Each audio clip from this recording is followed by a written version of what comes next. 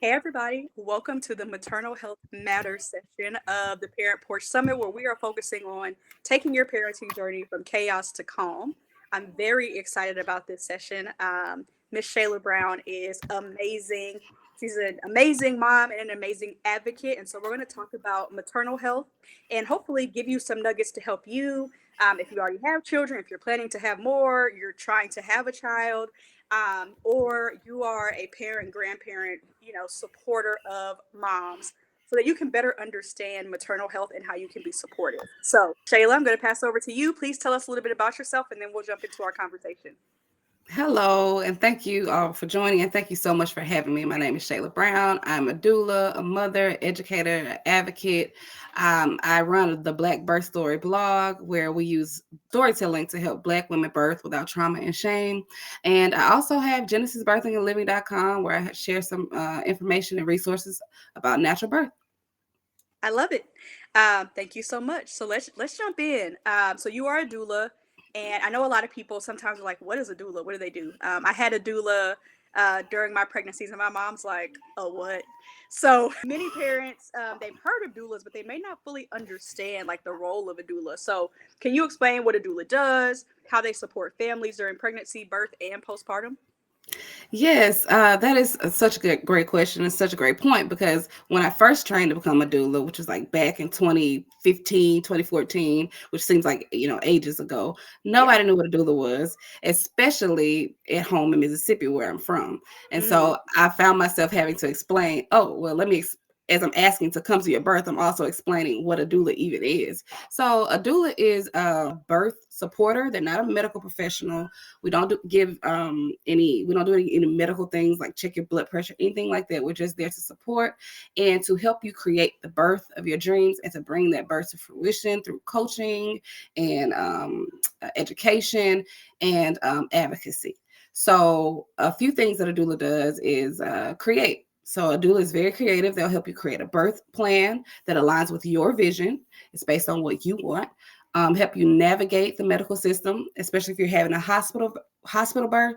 Doulas are very, very useful in helping you to navigate all of the intricacies of the system, yeah. right?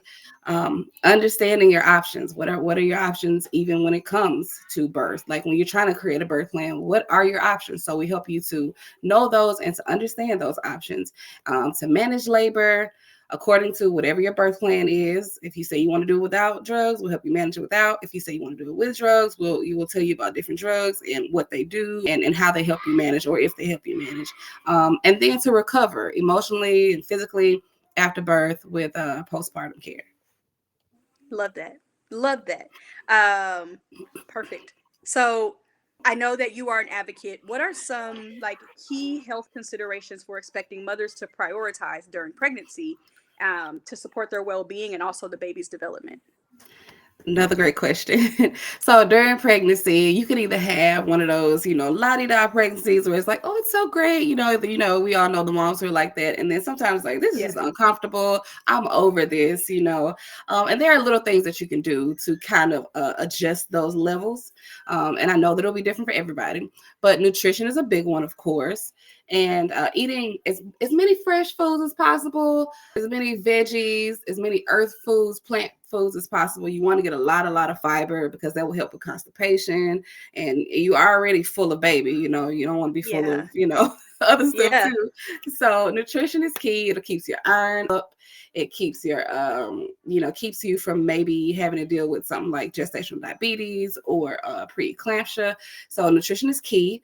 Knowing your numbers. There are a lot of numbers when you're pregnant. You go to the doctor and they're Yeah. like this level and that level and this number and this. So knowing those different numbers, things like your bishop score or Yeah. your blood pressure, or well, what's a normal blood pressure and what's a concerning blood pressure, what's high, what's low. Knowing, let's see, I guess like when you usually have to do like urine tests and blood tests, and so they'll give you different numbers, and just kind of talking to your physician and saying, what should I be looking for in these numbers? So that when you get the results, you can assess for yourself and you can always look at your charts. If you need help knowing where your charts are, your doula can help you identify where that is or help you have that conversation with your provider. Doulas can also come to the appointment with you to help you ask those questions or give you questions ahead of time to take with you to your doctor. So reducing stress, reducing stress, reducing stress, reducing stress. It's so Yes. important. It's so important, especially for us Black women. We live such stressful lives, and we are probably the most stressed people in this country, at least. So reducing stress is really, really big. Stress is a huge factor in things like preeclampsia, gestational diabetes, because when we're stressed, we don't eat well. When we're stressed, our body doesn't function well, our hormones don't release well, our guts don't act right, and so things are locked up, and you really need to be in a state of relaxation when you're pregnant. So reducing stress and prioritizing rest. I know we got to get it done. If we don't do it, nobody gonna do it. But we have to prioritize rest as much as we can. I understand we have children. I have 8 children. So if I would have become pregnant right now, I understand. It's hard sometimes, right? It's hard, but we have to make it a priority because our body is doing a lot.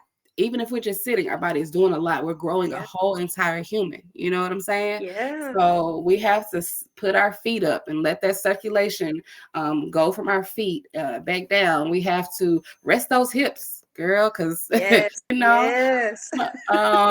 get some take some naps and regulate our breathing and just be in our bodies, and enjoy our pregnancy a little bit more and just help our body to regulate what it's doing.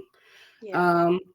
And on the flip side, we want to try to be as active as possible. So, but intentionally active, not Yeah. just running errands and stuff. I mean, like light exercise, depending on the stage, the exercise look different. Depending on you and what you're used to, that'll look different. But you wanna stretching is really, really good. Get those ligaments and those joints unkinked, you know what I mean, and prepare for labor. It just feels better. It helps baby's positioning to make sure your baby's in the right position. If we're stretching, you can do some light cardio, if you feel up to it, if your doctor says it's okay, if you feel okay, if everything's okay. And there are different workout regimens that you can find. So doulas can kind of help to point you in the direction of those different resources specifically for pregnant women, because you don't want to be trying to do Billy Blanks or something and get pregnant. Not typo. That's not what we want. So not P90. no, right. So helping you to find the right resources and the things that are specifically made for you, and let's see. Trusting your intuition. That is really, really, really important, because this is your baby, it's your body, it's your pregnancy, it's going to be your labor. So if there's something that just doesn't feel right and your doctor is saying, well, your numbers look okay, or you're fine, or they don't want to push, your doula can kind of help you to do the research, help assess on a deeper level what might be going on. Just kind of like take more time with you when maybe your physician doesn't have that time to take, or like I said, if they're at an appointment with you, they can help you ask the right questions to guide the conversation, and to help you articulate what you're feeling and what feels off to you. But trusting that gut is very important. Even if whoever says nothing's wrong, it's better to be safe than sorry. And your body better than anybody. Yeah. I love that. I love the numbers. I was definitely keeping track of numbers. And I would freak out, right? Because the numbers I would see aligned with like a non-pregnant woman of my age. Well, the numbers are different, right? When you're a pregnant woman. So I'm thinking something's wrong. And it wasn't, at least in the ways that I thought, right? Also, I think the food is helpful. So I had hyperemesis gravidarum with my son. And when I tell you it was rough that entire first trimester and a little bit into the second, it was tough. And then I didn't want to eat meat. I could, like, if you talked about it, I didn't want it. Like, so I was vegan like that entire pregnancy. And it's interesting because now he's born and he's basically vegan. He's never been interested in meat, even when he was eating solids. And so it was interesting, but I think trusting my intuition, trusting how my body felt, and eating in ways where I could get the nutrients worked for me. With my daughter, I was eating everything.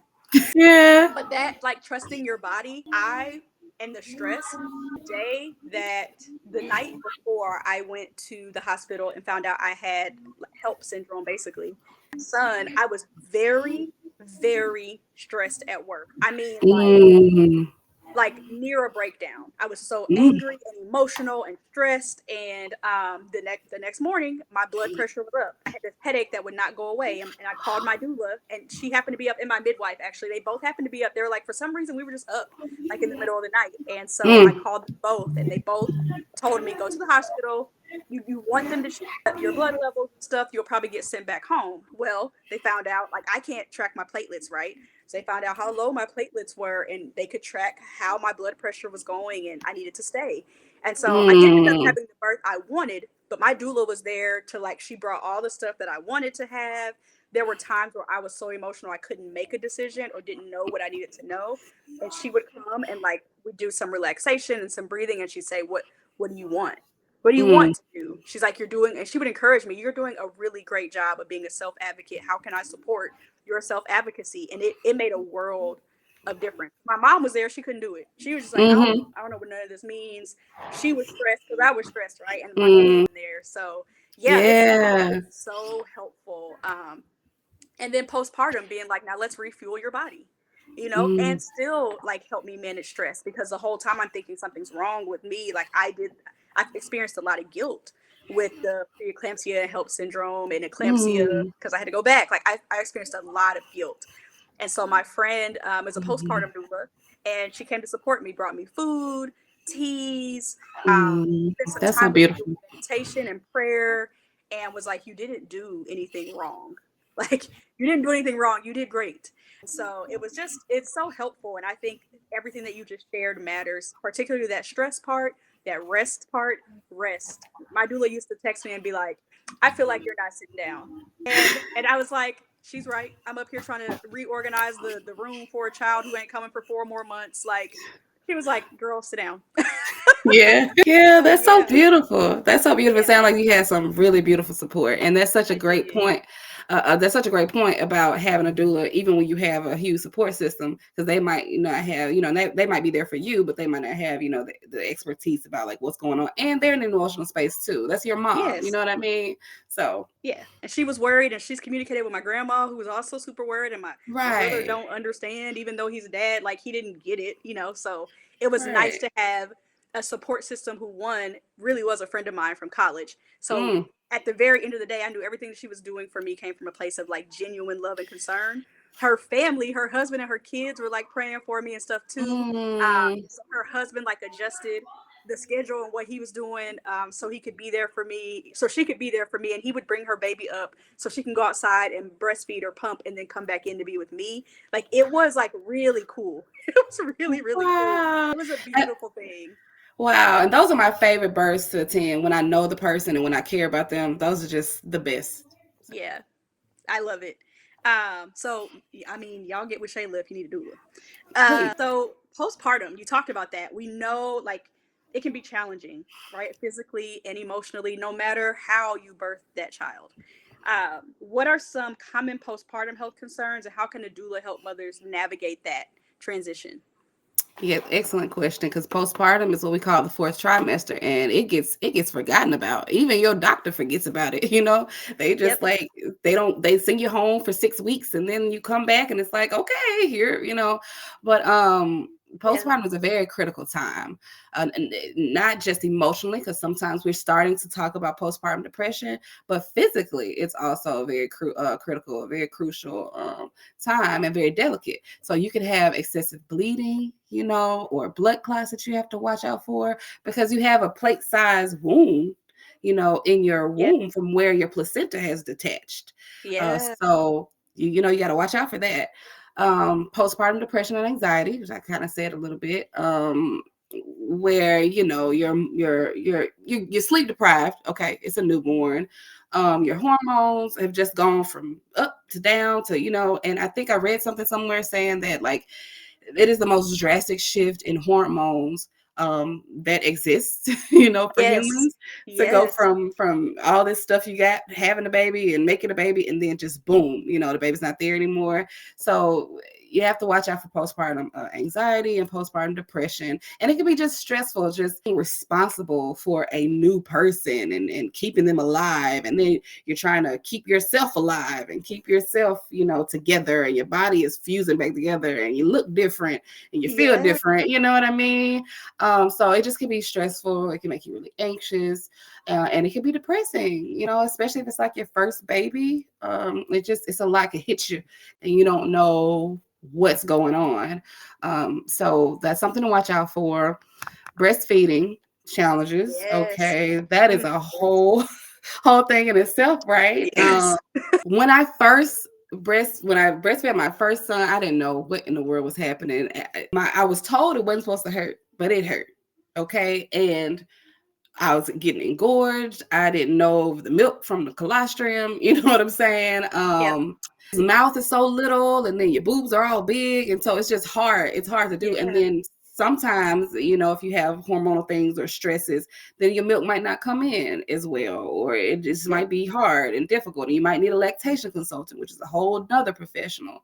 So that's something to look out for breastfeeding challenges, to know when I just need to keep trying and when, okay, something's not right and I need some help. Or what do I do to manage my new breast and keep from getting mastitis, which is like Yeah.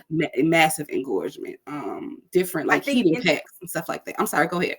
yeah, no, you're good. I was gonna say, I think trusting your intuition comes into play here too with breastfeeding, because I struggled because I wasn't overproducing.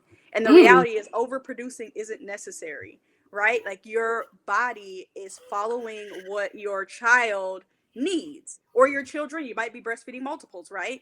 whew, Like an older, like toddler, right, yeah, stage child who's still breastfeeding, and then this newborn. And so social media would have you to believe that you should have a freezer full of milk. No. girl, listen. No. And so you got to trust that your body's literally listening to and following what the child is consuming. And so a Mm, little bit extra, right, is fine. And then you mm, pumping the like throughout the day, if your child goes to childcare and you have to go back to work in person and those sort of things, that's still producing what the child is normally, and that's what you need. And so yeah, so I think like lactation consultant and even a doula is good for yeah, them to just remind you of that, because that social media pressure also adds a lot into the postpartum mix in today's age. And it was nice for me to have a doula who's also a lactation consultant. Like, you're doing just fine. That girl has all kinds of certifications. that's so wonderful. That's wonderful. You had the works. I I love it. I did. love I did. it. I was really blessed with her because there's so much, and now she's getting a degree in mental health so that she can Wow. continue to support mamas with their mental health postpartum. She just realized how many of her clients like needed that, and so Hmm. she wanted to help meet that need. I had to Oh, you connect you with just her because she is a true gem. yes, really, because you just said so much, and I would love to talk to her and interview her. But you just said so much. Okay, so the mental health piece is it's that's why I started with the storytelling, just realizing like okay, all of this is linked, and how you feel going into birth is going to affect how the birth goes itself. How you feel in Yes. pregnancy is going to affect your pregnancy itself, and our hormones are linked to our emotions. But Yep. that's a whole nother thing. And another other thing you said was about the supply and demand. Breastfeeding is yes, supply and demand. So however much your baby eats, that's how much you're gonna make. And then ounces. You will be so worried about ounces, right? You know what I mean? You pump. I only pump 2. I only pump 1. This time I pump 3 ounces, and you just like stressing over ounces of breast milk. So yeah, thank you for bringing Yes. that up. And that could just cause all of this stress that's unnecessary, like you said. Is your baby getting enough? Did you pump enough for the baby? And pumping is a full-time job by itself. You Yes. know what I'm saying? Yes, it is. Um, so sometimes you might just choose to exclusively breastfeed because you don't feel like being bothered with the pumping, and you won't have a freezer full of milk. So thank you Yeah. for bringing all of that up. Um, the last thing I want Yeah. No the last problem. thing I wanted to add is fatigue and depletion. So that's another thing to Mm. worry or not worry about. I'm sorry, to watch out for in postpartum, being fatigued, not getting enough rest, not getting enough hydration because especially if you're breastfeeding, you want to drink a lot of water. You want to eat nutrient dense foods for your recovery, especially leafy green vegetables like spinach, you can eat some spinach, or you can cook it, or you can eat it raw. You can eat collard greens, mustard Yeah. greens, turnip greens, you know what I'm saying? Dark kale greens, dark leafy green vegetables, and that helps get that iron up to build your blood back up. And there are teas and stuff that you can drink. And don't worry about bouncing back. You know what I'm saying? Like, the best Yes. thing you could do to bounce back is to heal, like, wholly and fully, and take your time. We'll get to bouncing. Your body's never gonna be the same, and that's okay.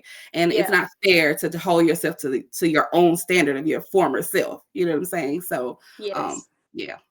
I love that. I love all those tips. Let's shift to advocating. So many parents struggle with feeling heard in medical settings in general. And I would say that that's for most people. They don't know, they just kind of trust, right? Like, I'm going to this medical professional. Okay, that's what they said. Even though I feel different, I must be okay, right? How can a doula help parents advocate for themselves and make informed decisions about their pregnancy, birth, and postpartum care? Oh, this is such a big one, right? I was a doula for two years with South Phoenix Healthy Start in Arizona, and the population I worked with was just the underserved communities, of course. And we are the most, and I say we because I am underserved community. You know what I mean? Yeah. You qualify for WIC, you qualify for SNAP.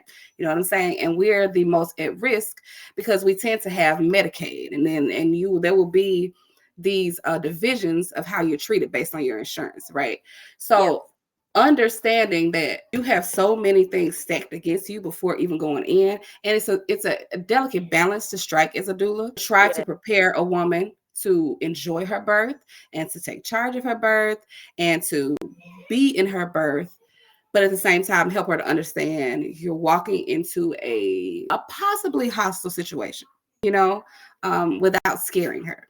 So we do that with teaching parents beforehand about their rights in the medical setting. So part of what you want to do maybe is, as a doula, you sit down and we'll do some childbirth education. But we got to talk about the system, how the healthcare system works, Yeah. and what they're going to be expecting, how they're going to some of the tricks that they use sometimes, setting up even little safe words for us, or phrases that we use, like, I need some time to think about that. And then asking the physician to leave. And then you, your partner, and your doula, or whoever your support team is, can talk about whatever the physician has laid out before you, instead of rushing you to do things. Just Yeah. understanding things like that. Helping families to ask the right questions. Have you ever been in a situation where somebody was explaining something and you don't even know what question to ask? You're like, I don't even know. I just know I don't know. I Yeah. haven't. Don't know where to begin. Right. I don't even know where to begin. I'm so confused. So helping to decipher, okay, this is what they just said.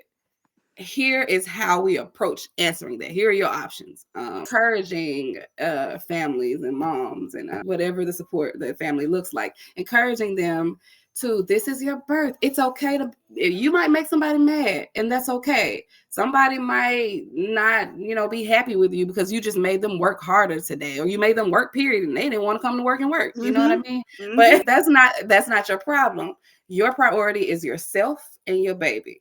And just understanding to think about yourself as the most important thing. Don't worry about the other people in the room, and if they're Yeah. comfortable. Are you comfortable? If you want the lights Yes. out, turn the lights out. If you want everybody to hush and stop talking, make them hush. Stop talking. Yeah. If you want everybody to Yes. get out, out. You know what I mean? So just If you want to encouraging move you. your body around, move your body. Listen, if you Yeah. want to get out of that bed, get out of that bed. If you want to take that monitor off because it's just doing too much, you can ask for Doppler monitoring. So where they just come in and do the Doppler. You don't have to be connected to anything. They just have to come in and put the monitor on your belly and do that from time to time. Nurses don't like that because that means they got to get up from their desk.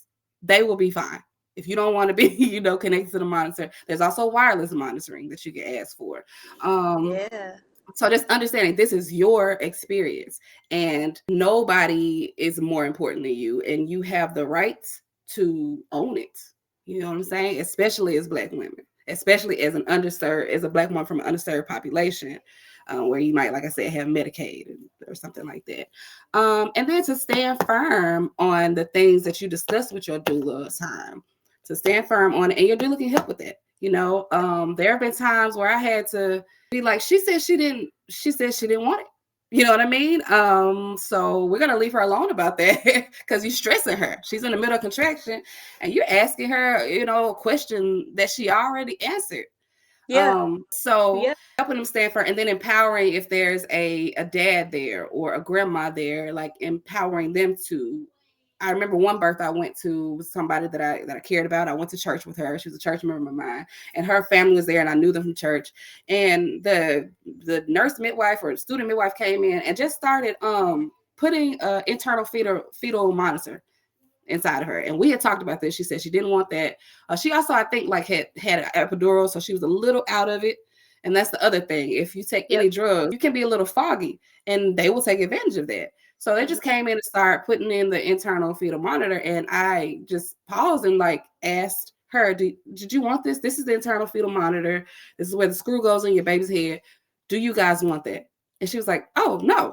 They were not going to say anything. And so when I said that, then her mother-in-law is like, she started asking other questions, and then the father-in-law started asking questions, and then the sister-in-law started asking questions. So just being an example of how we approach this thing, you know what I'm saying? Understanding that we are here to, yes, to watch our niece, nephew, or whoever come into the world, but also to protect this birthing person in our family. And this is how we ask questions. And when we ask those questions, there are answers attached to them. And we have the ability to decide how this goes with those questions.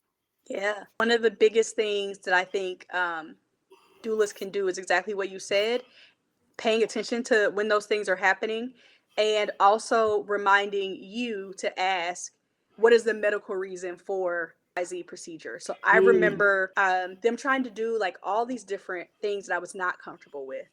And I would ask, what's the medical reason for that? And they would stumble. If you start to stumble, there's no medical reason for that. I'm good.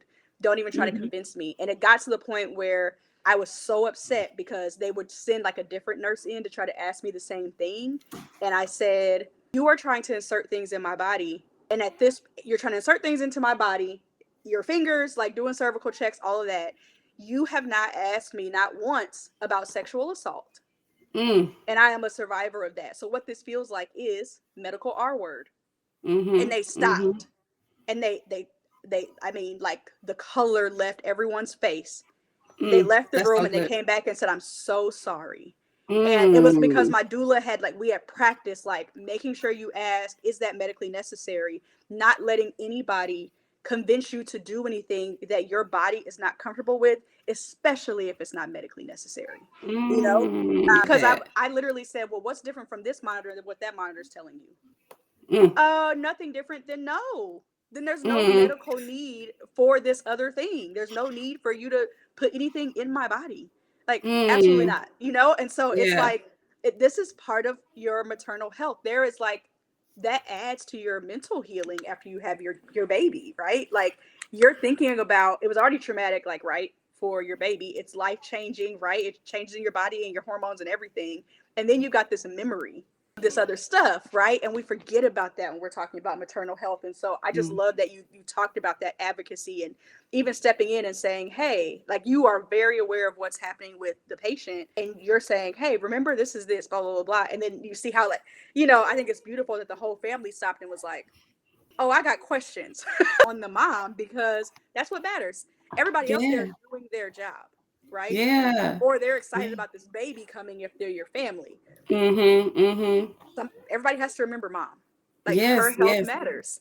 Yes, that's so good that you say that, because what I love about what you just said and what you did in your example is you called them on what they were doing. You made them pay attention to you. You made them think about how this is affecting me, and you said it out loud.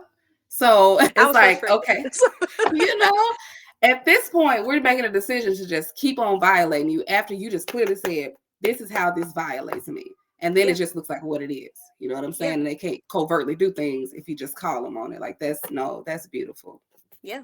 You don't have to do, there's a lot of stuff like you can choose to do. I don't think moms realize how much during the birth process is a choice. Like, you actually don't have to do all the things that they want you to do. A lot of that stuff is a choice, and you can always change your mind, right? So like, you can decide beforehand, no, I don't want to do any of that. And then with medical information and the support of someone, you can say, okay, I actually do want to do that. I'm Mm, okay doing that now. I put C-section on the table for me with my first birth after 4 days of trying. That boy mm, was not mhm. coming out of my body. And if he could still be in my body at 3.5 years old, he'd probably still be in my body, climbing my skin every day. I But know. I said, okay, I think we should put C-section on the table because I'm really tired. Like in the event that labor actually starts to do something, you know, I'm gonna be tired because I haven't eaten. I've had Mm, magnesium. Like I'm mm, not really hydrated. I don't think that I'm gonna have the strength physically to do this. I'm not mm, just gonna roll me back to the operating room though. I want to talk to the mm. anesthesiologist. I want Come everybody on. who's going. I don't want no med students in there. I want to talk to everybody, right? Before we go back there, because you can do that. You do not have to be rolled back to the Mm-hmm. operating room without meeting the people who are about to Mm-hmm. literally see inside of your Mm-hmm. body, put through layers of your Mm. body, right? That's Come major on. surgery. It You get to talk to is. those people, right? And I Yeah. wouldn't have realized that I could be empowered to do that without my doula.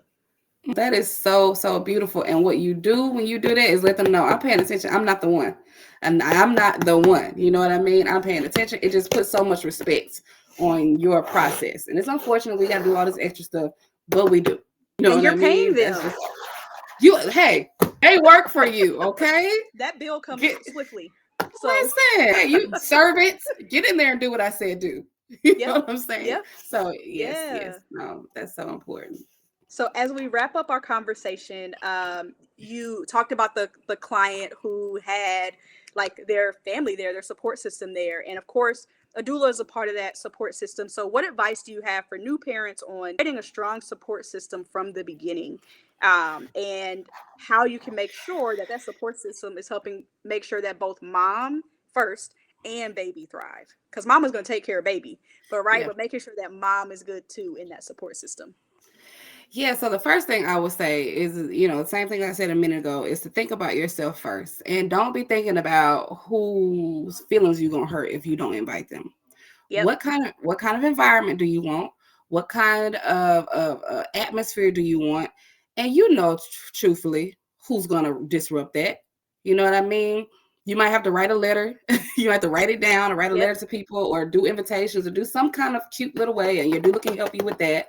Yeah. Of who comes in and who doesn't. You might can do rotation, something, but you want to first think about the environment you want. And if you know you want it to be calm, if you know you want a natural birth and everybody is going to be freaking out, if you know you want it to be quiet and you got that talkative cousin, if you know, you know what I'm saying? If you know Yeah. you want if you know you need a C-section or surgery or whatever, and you're a little and you're a little worried already, don't bring the worry wart auntie or whatever. You know what I mean? So that's the first thing, is deciding what atmosphere I want. And then choosing from there who's gonna be in the room, and everybody who's supporting don't have to be in the room, because this Sure is this is don't. not a spectator sport. You know what I mean? We're No. not here to to watch. She's trying to have a baby, and it can be a little weird when it's all these people in here and they just chatting, chit chatting, and having a good time, and you over there in pain, and nobody's bringing you ice or water or nothing. Yeah. And you do so. Deciding who's going to be there, who you're going to be comfortable doing this with, because you want to be comfortable in your birth. You don't want to feel like you're being spectated, and you want to assign roles for people. What are they Yeah. going to be doing? Think about all the things you need, and then maybe delegate who will do it, or your doula can help you do that. I remember I had a client; she was having a home birth, and when I got there, she was kind of in early labor or whatever, but she just seemed really she was really quiet, but I could Mm. tell she was kind of stressed, or she just Okay. seemed irritated, kind of like that irritation when it's like you got a million things in your head that you want done, but you have no idea how you're going to get them done because you're in labor, Yeah. or because you're just too pregnant to move or whatever. And so I had her write, like, okay, tell me, let's write down everything that you have in your head right now. So I wrote down everything she was thinking, and it's like, okay, this is what you want to do. Do you know who would probably be best for each thing? And she was like, yeah, my mom would be good for that. My partner is good for that. My dad is good for that. And so we were able to, just even in the moment, write out everything that she was worried about or that she wanted to get done. And it was stuff like clean the space up, get a Yeah. snack, and then delegate who would do those things. So leaning on your community, deciding who your community is and then leaning on that community. And if they can't be useful, they might have to go. I don't know, at least here. Yeah. Seeking out Black maternal health groups and organizations. Something that really, really helped me was to getting plugged into the advocacy groups and just the midwives and the doulas who were active in the community. And that's because I was a doula, but it was also helpful as a mom, because Yeah. when I showed up in those spaces, I knew people, you know what I mean? Yeah. And they knew me. And so they treated me more familiar. I got more of what I wanted, more of what I needed, because there was kind of some background understanding there. So getting plugged into your community and seeing who's doing what, who's leading the breastfeeding class, or who's the doing the event, the doula event or whatever. Yeah. If there's something you could join, organization you can join, just like we would do social organizations for other things, you can join social organizations around birth workers, and they're becoming more popular from state Yeah. to state. They have Facebook groups and they do physical meetings, sometimes. So getting plugged into that. And if you're Black, I suggest finding Black birth workers, because they understand what you're going through best. They speak your language. It's just more comfortable, and statistics show that we just have better outcomes when we birth with our own people, and that's probably everybody. Yeah. Which is Creating okay. it's okay. It's okay, right? Yeah. Oh, educating your partners and family. I was about to go to the other one, but educating as many people around you as possible, as much as you can. I trained to become a doula before I started having children. And one thing my husband told me that was helpful for him to be able to support me so well is that he was like, I learned so much from you, just sharing, because they don't know. They didn't do the training. They're not in your body. And yes, this is y'all's birth, but you're the leader here. I Yes. know culturally sometimes we were taught to think of men as leaders, but here you're the leader, and you tell him what to do. You tell him what you need. Kind of make him sit down and listen to you. And if that, Yes. that might be something you guys have to work through, and your doula can be helpful for that. Whenever you have appointments with your doula, making sure your partner's there, or your mom, Yes. whoever's going to be at the birth, they can come to some of these prenatal meetings with your doula, or if you're doing childbirth education, and you guys can kind of have some of the same information, so that we know, as a unit, what's happening. Yeah. Creating a postpartum care plan. So just like we had a birth Mm. plan, creating a plan for postpartum, doing stuff like meal trains. Okay, how are we going to manage meals? Well, maybe we'll have a sign-up sheet where our friends and family on different days bring us lunch or dinner or whatever.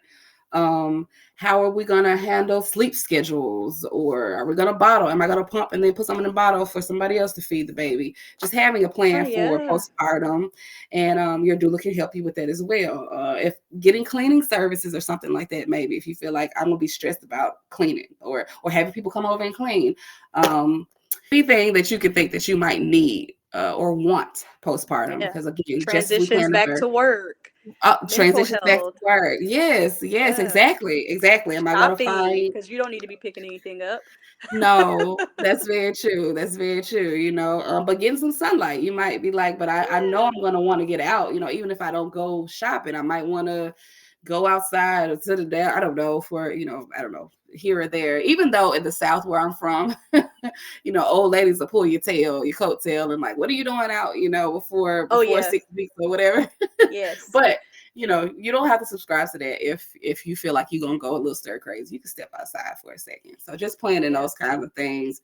And speaking up and sharing your experiences, because our stories matter. And like I said, I run the Black Birth Story blog because I believe that stories matter. And when you share your experience, you can help yourself, first of all. Just saying out loud and processing what you're going through and what you're experiencing and where you are on your journey just helps it all make sense. It helps to solidify Yeah. it is real. It helps to ground you.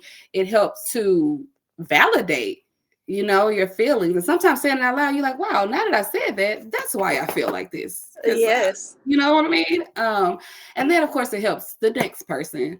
And if you really want to think further, if you were struggling in postpartum and you have a daughter or you have a son, starting to tell the story now.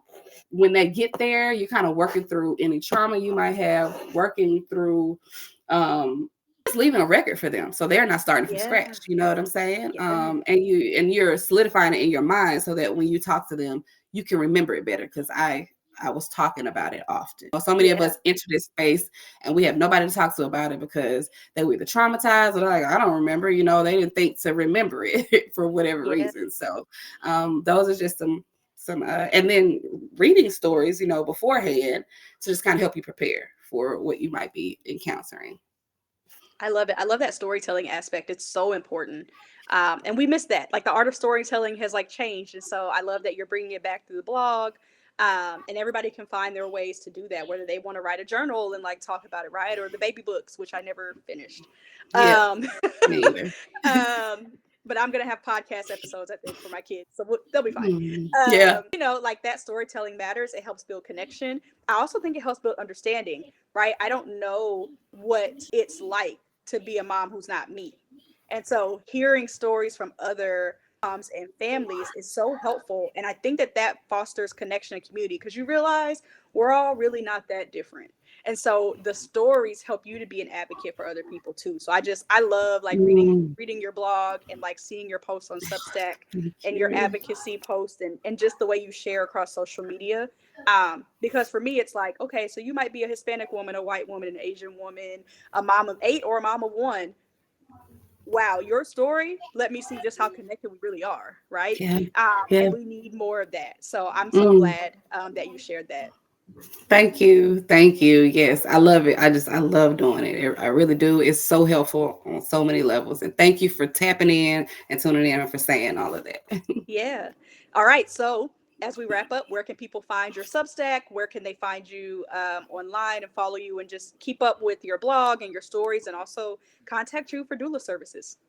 Yes, so I am all over the internet, honestly. But I'm gonna LinkedIn is probably the best place to find me. Shayla Brown on LinkedIn, and I share all of my different publications. I have a Medium publication. I have like 3 WordPress publications. I have a Substack. Substack is listening to Black women because we don't get listened to. You know what I mean? And I just wanted to create a space where nobody is speaking but Black women, and you are forced, if you're reading this, to listen to Black women. That's what you're doing. So Substack is listening to Black women. LinkedIn, Shayla Brown. That will probably be the best place. But I also want to highlight the Black Birth Story blog, blackbirthstoryblog.com, and then genesisbirthingandliving.com is where you can go for doula services. Perfect. Perfect. Awesome. Okay. And then do you do virtual doula services? I primarily do Okay. virtual services. It's a little, I have littles and Yeah. whatnot. And just things are changing. So if you're interested in virtual, then genesisbirthingandliving.com. Okay. I wanted to put that out there because I think some people think it has to be in person, and people Mm. think that you can't like customize doula support as well. And so I figured you do that, and that people know that you can still get your needs met even if the doula is not in the room with you. Yes, yes. All of that pre-work and stuff that can be done virtually. And you can always FaceTime. Yeah. Yeah. Perfect. All right. Well, Mhm. this was an amazing conversation. So much good nuggets for anybody, any parent. Um, thank you for joining me, Shayla. Thank y'all for joining us for this mental health matters session, maternal health matters session. Mental health is a part of that. But thank you for Mhm. joining us for this session. We'll see you in the next ones. Thank you so much, Shayla. Have a good Thank rest of you your day. all. You too. I hope you enjoyed that session. Make sure that you stay in touch with us for more content on YouTube, Facebook, TikTok, and Instagram. It is Parent Porch, ParentPorch. Also follow me on all platforms at Uncaped Mama, UNCAPEDMAMA. Continue to stay connected with us by email. Make sure you check your email for some goodies as well, and to stay up to date on all of our events and happenings and to be ready for your next session. See you in the next one.